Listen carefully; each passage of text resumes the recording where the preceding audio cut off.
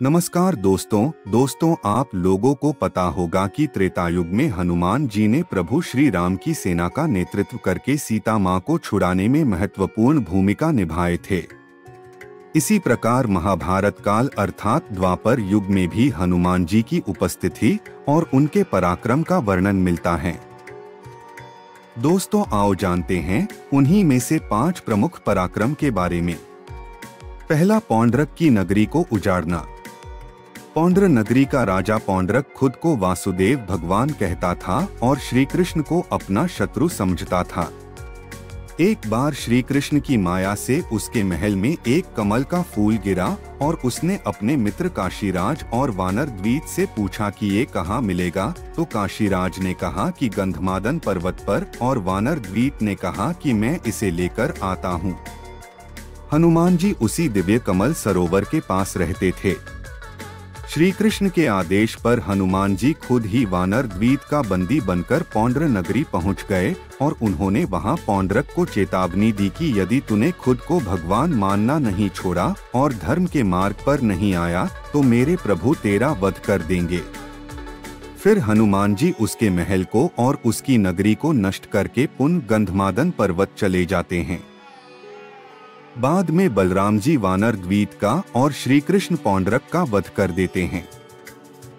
दूसरा, भीम का घमंड किया चूर।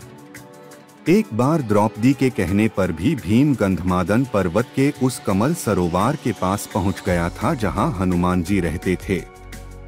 हनुमान जी रास्ते में लेटे थे तो भीम ने उन्हें वहां से हटने को कहा। तब हनुमान जी ने कहा कि तुम तो बलशाली हो तो तुम खुद ही मेरी पूंछ हटाकर अपना मार्ग बना लो। परंतु भीम उनकी पूंछ हिला भी नहीं पाया।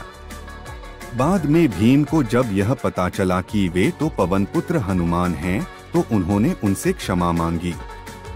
दोस्तों, तीसरा उपस्थिति तब है जब उन्होंने अर्जुन का घमंड किया चूर। एक बार अर्जुन को नदी पार करना था तो उसने अपनी धनुर्विद्या से बाणों का एक सेतु बनाया और रथ सहित नदी पार की। नदी के पास उसकी हनुमान जी से भेंट हुई कि भगवान राम यदि इतने ही बड़े धनुर्धारी थे तो मेरे जैसे बाणों का पुल बना सकते थे। तब हनुमान जी ने कहा कि उस काल में मुझसे भी शक्तिशाली वानर होते थे। यह बाणों का सेतु उनके भार से ढह जाता और तुम्हारा बाणों का सेतु तो मेरा ही भार सहन नहीं कर सकता।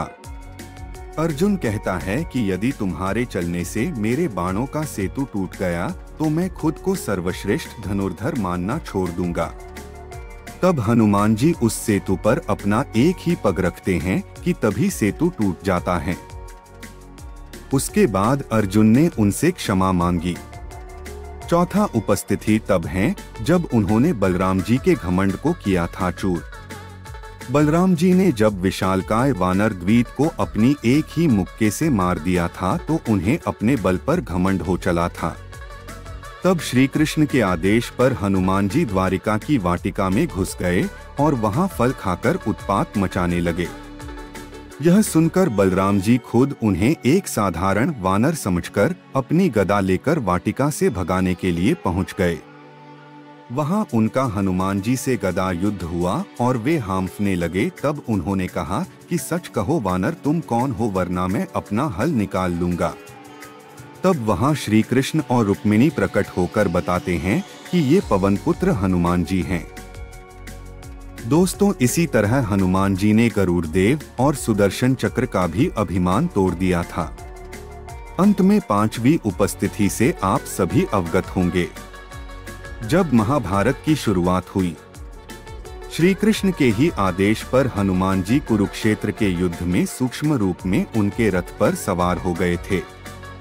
यही कारण था कि पहले भीष्म और बाद में कर्ण के प्रहार से उनका रथ सुरक्षित रहा, अन्यथा कर्ण ने तो कभी का ही रथ को ध्वस्त कर दिया होता। और युद्ध समाप्त होने के बाद यही हुआ।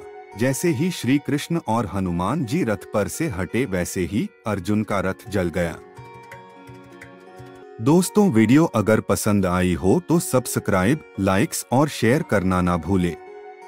वीडियो देखने के लिए आप लोगों का बहुत बहुत धन्यवाद।